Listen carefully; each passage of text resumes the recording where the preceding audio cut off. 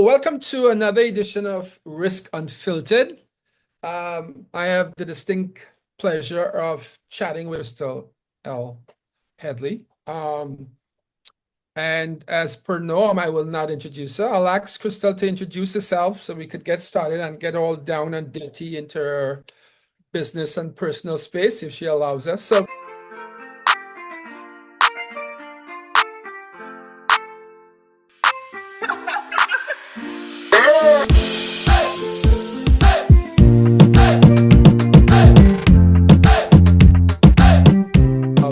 Krystal, welcome to Risk Unfiltered. Thanks, Ken. Thanks for having me. So introducing myself, I am Krystal Headley, risk professional here in Trinidad and Tobago. My career history, I would have spent just about 25 years within the financial services sector, mutual fund company, as well as insurance. So I spent about 22 years in a mutual fund company and just about 3 years with an insurance company here. Recently, as at the start of this year, 2025, I would have transitioned from the private sector into the public sector. So I'm now currently employed at one of the state agencies here in Trinidad as the manager of enterprise risk. Okay. I will have so much to comment on that, but I'll hold that commentary for another day. All right, so maybe we can start there. So I have worked in both the private and public sector across 2 continents now, but risk across 4. So why don't you tell us a little bit about that transition, going from private sector to public sector, and don't leave out any of the gory details, if any. Yeah. Well, I mean, within the past 3.5 months since I've taken up duty, I can tell you it has been a culture shock. No doubt about it. Good or bad? Okay, don't answer that. It's been a culture shock. Let's just leave it there. Okay. Right. Of course, when you work within the private sector, there is a certain standard that you are supposed to expect, and you uphold that standard. And having been within the private sector for 25 years, it's embedded in my DNA, if you want to call it that, right? So coming into this space, the speed at which things get done and the mindset, the culture within the organization, it is not one that I would say is conducive to, ERM. And while I am tasked with building out frameworks and embedding that culture now, I do have a tumultuous, humongous task ahead of me. Yeah. So how are you bridging that gap? What can you do? Because I like to go back to my maxim: if you can't think it, you can't act on it. So you definitely have to do some mind tricks, some Captain Spock mind tricks, to reset their thinking around risk management, I'm sure. Yes. And probably some upskilling as well. So how are you getting the entity? What can you do, or what are you doing, if you can share some of that with us, to change that mindset? So what I can share is that I recently just got a training plan approved. So part of the plan involves, of course, first trying to gauge where a person's mindset is currently. So it's a very generic questionnaire that I'm going to roll out just to understand what persons deem as risk, how they view it within their current roles. And then based on those responses, I would be able to then tailor my risk training based on the various demographics within the organization. So I'm going to take a point of privilege here and suggest something to you. You need to make it palatable, but don't dumb it down too much. Because the reality is you need to prepare them for what currently is and what will be. right? Um, and if you don't do necessarily a good job in getting them at a certain level, then there'll always be a level of um, misfits, right? So that's some free advice. The next time I'm going to send an invoice to the entity once I know the, Sure. but Sure. but the reality, and I'm challenged with that as I have conversations or as I build programs, is yes, you make it palatable, but you don't make it necessarily easy because there's nothing easy about what we have or ought to be doing in the risk space. The reality is it's chaotic, it's hyper connected, and it's, or for want of a better word, it's crazy, and it's not going to get any less crazy, right? So one has to not just mentioning you, but as risk practitioners or risk educators, we have to ensure that we move these folks along in tandem with what's happening in our everyday life. And that, that's a heavy lift. Yeah.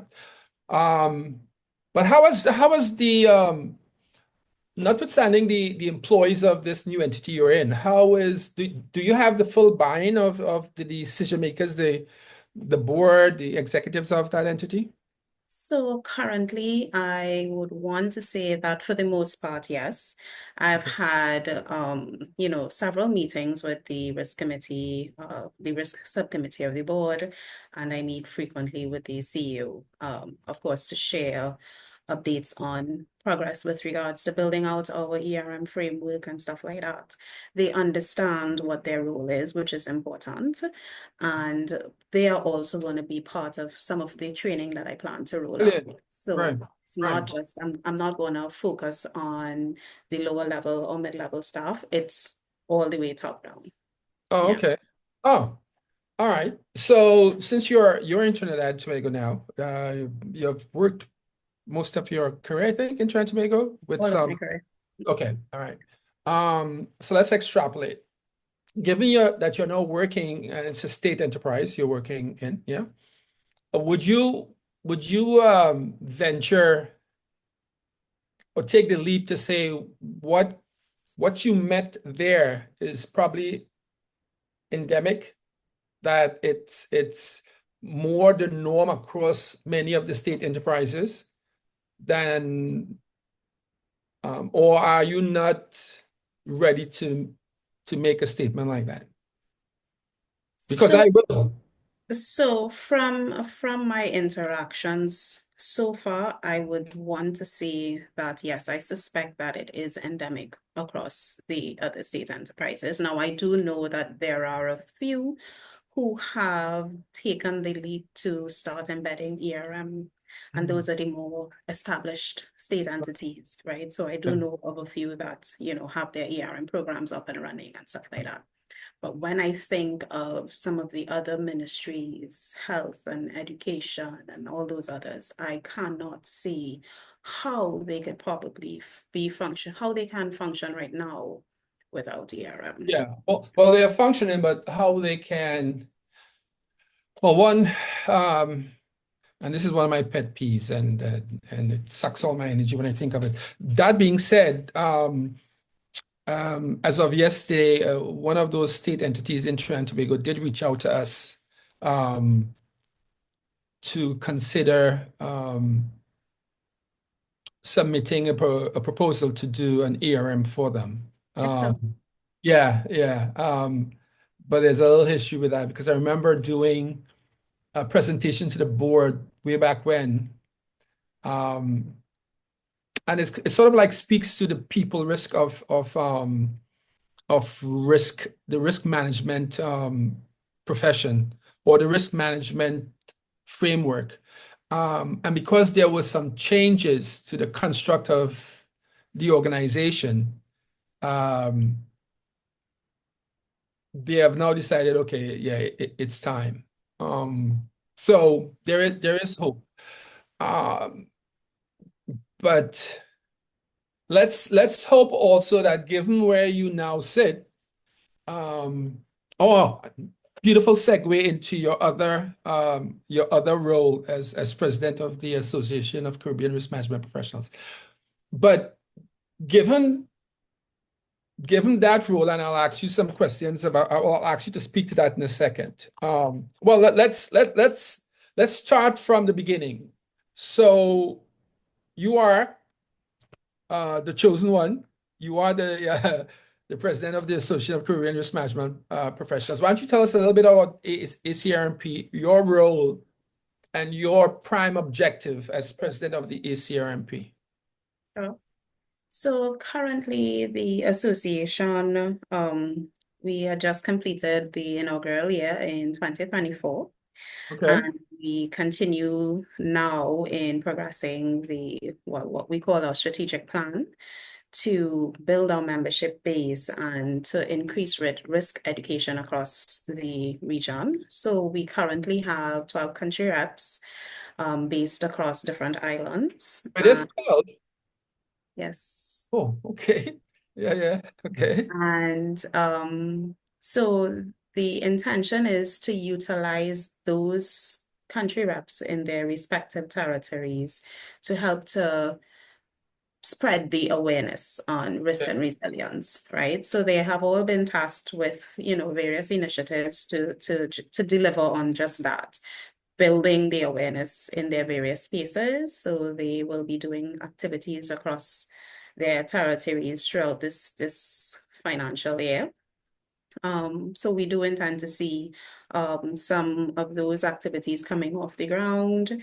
We want to see our membership base grow. And of course, the intention with growing the membership is, of course, professionals, young professionals and seasoned professionals would benefit from being a part of the association. They benefit through discounts with our programs offered at the Caribbean Risk Management Academy, as well as the conferences that we would hold and host on other events as well. Okay. Yeah. I think something you neglected to mention, and I hope that's because you didn't remember to mention it, that you are the risk professional for 2024 coming out of the CRMA conference. You should wear that.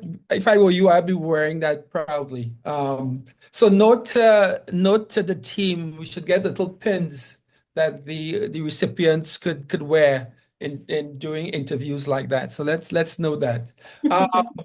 So is it possible for you, in being the president of the ACRMP, to reach out to folks in the government space, wherever they may exist, that have that sit where you sit, either by way as a risk manager or ERM manager or whatever the job specification may be, and then get them to be part of ACRMP, so that you guys, especially as it relates to the agencies of government, and I'm sure they can benefit from you, given where you have been and what you're now involved with, the CRMA and the CRMP. And I think it's going to be a win-win. What do you think? Absolutely. So one of the things that I would like to see is with the ACRMP, us driving knowledge or risk awareness from the board level for state entities. So I am of the view that, and this is my opinion, that there are persons with board members who they don't fully grasp the concept of ERM.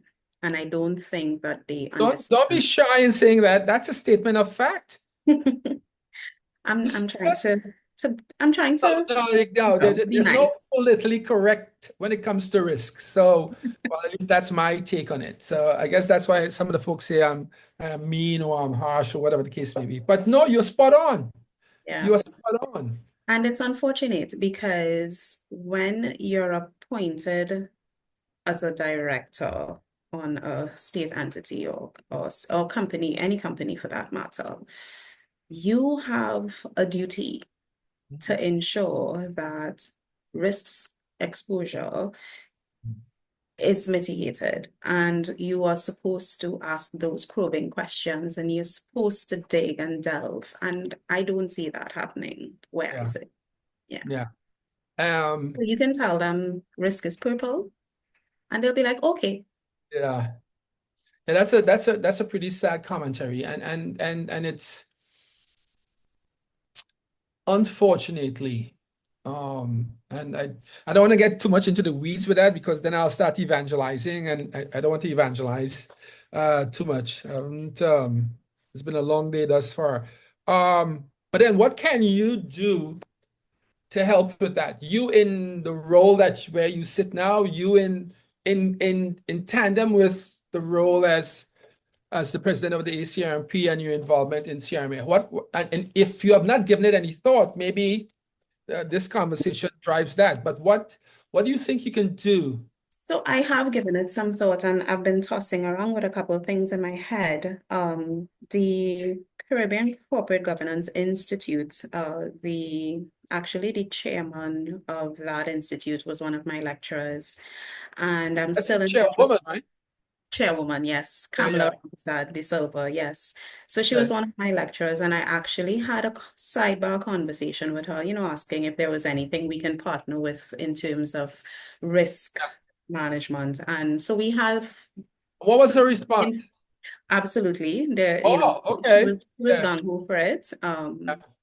So it's just really to sit down and trash that out, what that would look like and stuff like that. So from a governance perspective, there's room there to have that risk education going out to potential board members, Yeah. existing board members and stuff like that. So I feel about governance the same way I feel about HSC, where unfortunately, and I'm not going to cast a very wide net because there are exceptions to it, where it's not a fait accompli when it comes to risks, Mm. right? And so um, I guess it's like compliance and internal audit. Entities believe because they have an internal audit or internal audit department, they have risk covered. Or entities, especially in the energy space, believe because they have an HSC coordinator, they have risk covered. And nothing could be further from the truth, right? Um, and so yeah, I have taken note. We follow each other on LinkedIn, the chairperson, um, and um, and I see folks speaking of, and I'll read some of the commentary about governance. But governance, in the absence of an effective risk framework, um, is like trying to cook, in my respectful view, to make, to use an analogy coming out of Trinidad and Tobago, trying to make pilau without peas, right? Um, yeah, but to your comment about the cyber, I would really like to see you pursue that conversation. Um, um, and pursue that linkage between your role, well, the duality of your existence, i.e., as the ERM manager for a state enterprise and the president of ACRMP. So, um, because there's a lot that can be done by holding hands, especially in Trinidad and Tobago, and I dare say throughout the Caribbean. Um, but but the spark needs to be lit. And on some islands it is there.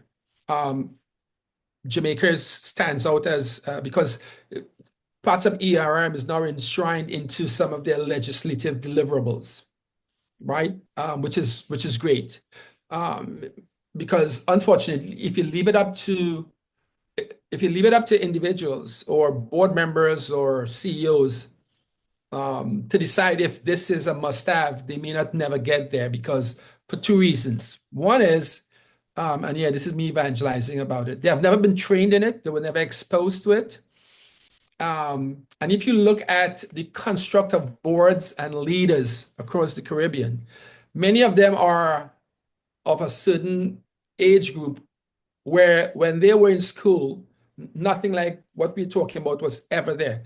I dare say it's still not there, except for what CRMA does in the ERM space through the University of the West Indies and what our workshops. And now there are some folks who are, have jumped on the bandwagon, some institutions to do what we do. But giving Jamaica its props, it's now you must have this, right? So, oh, by the way, there is some guidance in Trinidad and Tobago by way of the performance monitoring manual, which is dated, needs to be updated, but Amazing. there is clause 3.2 that something that speaks to agencies must have. I don't know if this says must or shall, because in law there's a difference. That you must have a risk management framework. So that's something that you could probably pull out and share with your board that says, is the monitoring and performance manual something that you guys at the leadership there in that entity have looked at all? If not, pull it out. Yeah, I would have to probably pull that out Yeah, and pull it out. Then yeah. go to clause 3.2.1, I think, where it speaks to risk management. And then do an internal email and share it with your leaders. Hey, yeah. Note to self, remember to send an invoice to the head of ERM at this state enterprise once I get the name and the address. So what else do you think, again, given the both roles or both hats that you wear, you can do to push the agenda um, around effectuating or implementing or installing or driving risk management, specifically in Trinidad and Tobago? What else you think you can do? So within the public sector space, because you find ministries operate in their various silos, there's very rare interministerial conversations happening. So first that needs to start, So of course, if you, let's say, MOUs and various types of arrangements or agreements could be established, then we'd see obviously room to get that conversation happening. But because everyone is operating in their own little bubble, Yeah, yeah. there's no cross collaboration, none whatsoever, you Mm, know. No collaboration in terms of maybe there might be some at a project level mm. based on maybe construction or something along those lines Yeah, is happening. yeah, But from an operational standpoint, very little or non-existent cross-functionality, and yeah. that's So, challenges. yeah, it,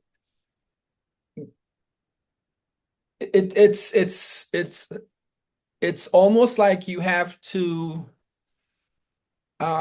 both educate, inform, and sell all at the same time. Yeah. Simultaneously. Yeah, yeah, and I have been living that for many years as I do work in the Caribbean. Um, and it's dependent on the audience. As it speaks to the risk intelligence of some of these leaders. And so one of the selling points that I use is to say to folks, well, you could be successful. You have been successful, depending on the company, organization, or the individual I'm speaking with. You have done really good for the company. The company has done well. It's meeting its targets, in the absence of having a risk management framework. But think about how better you could be doing if you did. Yeah, or more efficient you can be, or more productive you can be. Yeah, and if you don't have that in your toolbox, why not put it in? Why not consider putting it? Yeah. Um, so that's where the education, well, that's where the information comes in to play, and then you have to then educate. Okay, we're interested. So then you have to develop something to educate them. And while developing that, you have to continuously sell them to, okay, now that you have this information, you have been educated, what's next?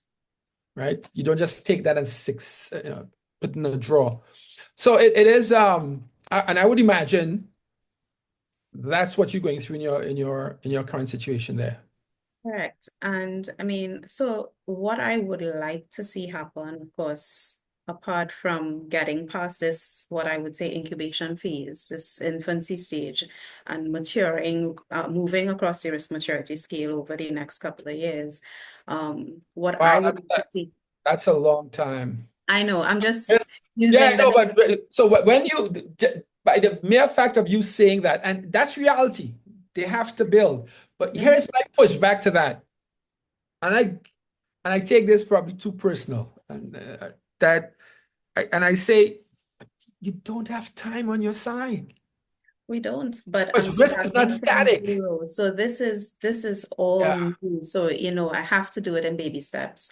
What I envision is once we advance our risk maturity, that it trickles out into the other ministries that we interact with. And there's a certain standard that we'll be operating, and they'd be like, okay, what's happening with you guys? And then they want a piece of the pie, and we'd be able to spread our wings and, share That, the that- goodness. that's like what I say. That's a green donkey approach. You would see a green, but and this is what pains me literally because I have seen what can go wrong when one takes its time to develop something which you ought to have had in the first place. Because, and this is me evangelizing again, we talk about the velocity of risk or the speed with which risk. Let's bring it home and make it a lived experience. So President Trump and his thinking is now having this conversation around tariffs, and I'm listening to the business channels almost every day, and the disruption is so massive. My concern is for Caribbean institutions, have they revisited their strategic plans given what's going on, or are they so comforted by the fact, we in the Caribbean, that's the U.S. and Europe and the folks he's fighting with, yeah. Um, And I remember sending out an email when President Trump, after the inauguration, and I sent it. So I do an email blast and I'm asking, and I think I posted it on LinkedIn. Are you guys going to revisit your strategic plan given the nomination of President Trump? And I got a few responses, but probably fell on deaf ears. But that's what we talk about, not just emerging risks, but emergent risk. And that's what, you just can't think about it. You just, yeah. So there's a lot of work to be done. It's tiring. I'm happy to hear when you raised President Trump, it also rang a bell in my head. So, it's election season here in Trinidad. Oh, yeah, And yeah, so we correct. have elections in just about 2 weeks or so. Yeah. And I have been listening to both sides of the political divide. Um, Some of the plans that they're proposing should either win, yeah. right? And not one of them, or from what I've heard so far, so I stand to be corrected, from what I've heard so far, there is any talk around managing risks, Yeah. you know? Yeah. So, and that is Those words wouldn't be used. They will speak of things that would have gone wrong or are going wrong. right. But no, you're spot on. But I can tell you, having had conversations with individuals on on either team, and I love to test folks, it's not going to be surprising. I remember asking one at the time, I think this individual was in a ministerial position or was in opposition, but is now in and and um, I met the person. I was introduced to this individual at a fundraiser for the party. Um, the person knew one or two of my family members, and they asked, "Well, what do I do?" And I said, um, into risk management. Actually, first question that was asked, because we were part of like a 4 or 5 folks speaking, and apparently detected that I sounded funny, you know, but with a little accent or something. And he said, "Are you from here?" And I said, "Yeah, but I don't live here. I live in the US and stuff." So, and then the question became, "So what do you do?" And I said, "Well, I'm in the risk management space, consultant." Like, "Oh, risk management." And the person said, "You should go have a conversation with the folks in the ODPM." And I was drinking, I think I was drinking a beer at the time. I started drinking heavy liquor right after that statement, because that person basically put risk into a bucket of just disaster. Disaster. And then some individuals put risk in this bucket of financial. Yeah. So, and that person today is a very senior member of the governing party, very, very senior member of a governing party. So, yeah, and they would have And not. that goes back to the lack of education and Yeah, awareness yeah, around. yeah. Yeah, Huge, yeah. huge, huge. So there's a lot of work to be done. I worry because there's not enough education and information around the value of risk management to an entity, to an individual, because oftentimes I'll say personalize it. Because if you're doing a business continuity for your organization, do one for your home. If you're doing a disaster preparedness for your organization, do one for your home. Yeah. And nice little segue into, so being president of the ACRMP, and part of the CRMA family, Caribbean Risk Management Academy. One of the mandates, one of the prime objectives out of the CRMA that ACRMP is now involved with is the risk for teens. Yes, educating. Yeah. So, which again, you should wear proudly that you're involved with that. Seriously, you should be on the mountaintop speaking to that. Because as far as we could ascertain, there's no other entity pushing this across the Caribbean. For matter of fact, I'll take that a little step further. Later on this week, I can't remember which day, I'm supposed to have a meeting with one of the state representatives for Florida, one of the districts, Broward County in Florida, where I live. Um, and I know him because he went to school with my son, young dude, um, about doing risk for teens, risk for youths here in Florida, because it's not done specifically, right? So yeah, we're taking it international. Um, so so so why don't you speak to that a little bit, and how um how how prepared are you to push that envelope? So we have been making some headway with that initiative. All of our country reps so far would have either started planning or started engaging with various entities within their Right. spaces to host these sessions. Here in Trinidad, our country rep has already started liaising with one of our top colleges here to invite students from that school to be part of that Risk for Youth initiative for the Trinidad location. So, and we think it's important, they're not exposed within the secondary school curriculum, anything with regards to managing risk in their That's for damn spaces, sure. right? So it's not part of the Yeah. curriculum.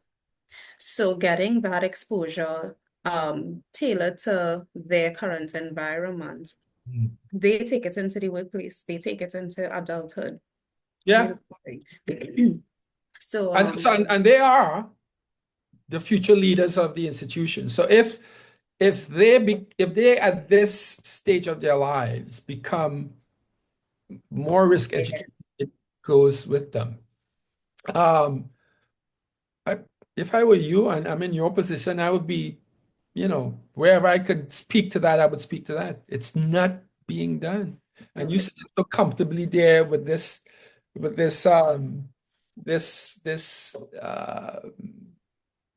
how should I call it? The possibilities of having a more risk intelligent workforce.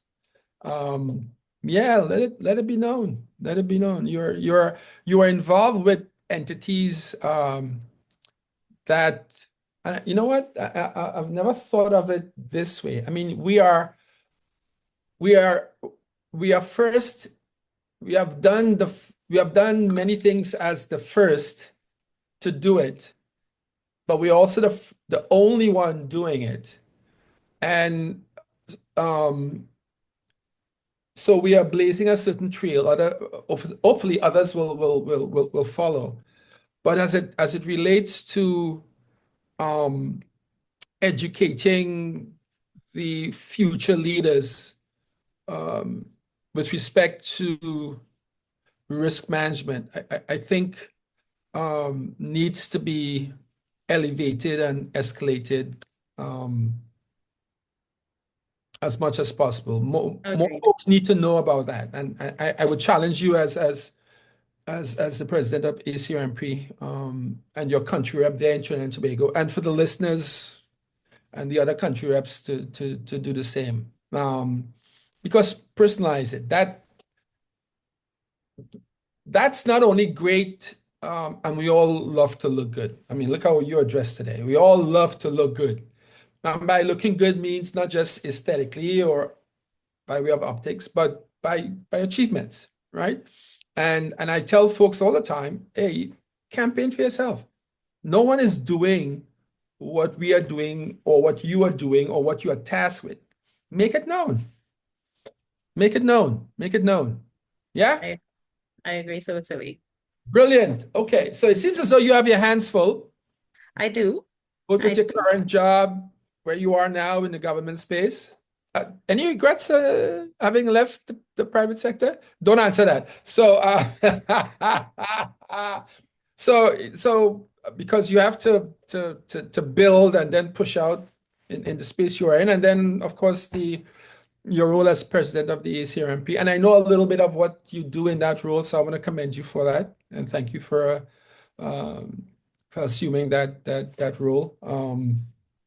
It's going to have more heavy lifts as time rolls out, but you'll get to find out about that in due course. But I want to thank you for taking the time to chat with us. I don't want to keep you too long because knowing you, and you didn't say you were, what you may call it, uh, a gym freak or a workout freak. You didn't speak that, so I know you probably have somewhere in your head, Yeah, yeah, this you're cutting actual into guy's my keeping, gym time. yeah. This actual guy is keeping me away from my gym time. So I want to thank you for taking the time. I know it's been a long day as well. And we'll do a version 2 of this where probably you'll have more encouraging news coming out of your work time in the place. Um, but thanks a million for being part of Risk Unfiltered, and I wish you the best in the many hats that you're wearing. Well, thank you very much, Ken, for having me. It's been a pleasure. Okay. All right. Cheers. Take care.